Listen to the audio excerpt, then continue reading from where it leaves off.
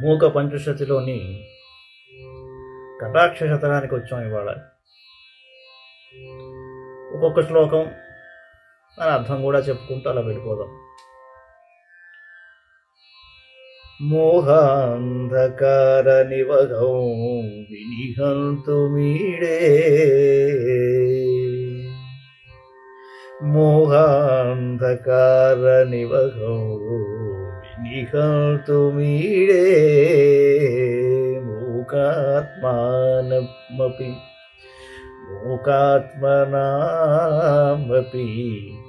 మహాకవితావదాన్యా,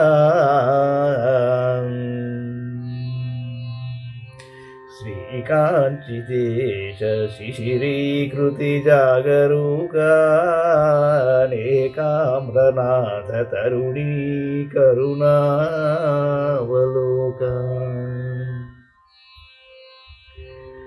శ్రీ కాంచీనగర ప్రాంతమును చల్లబరుచున్నట్టివి శ్రీ కామాక్షి కరుణావలోకములు.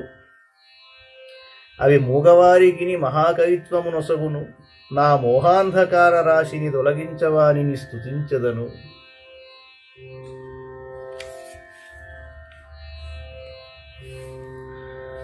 మాతర్జయంతి మమతాగ్రహమోక్షణాని, మాతర్జయంతి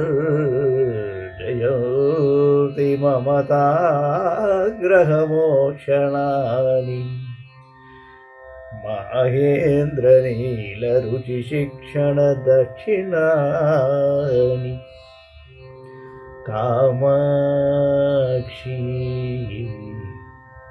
కామాక్షి కల్పిత జగత్రయ రక్షణాని, త్వద్వీక్షణాని త్వద్వీక్షణాని వరదాన విచక్షణాని.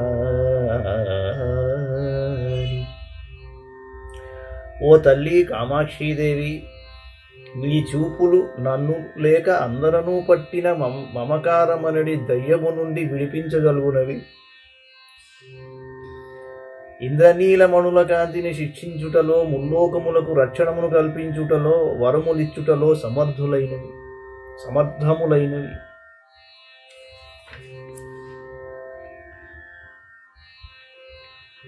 ఆనంగతంద్ర విధిదర్శిత కౌశలానామానంత మంద పరిభూర్ణిత మంతరాణా,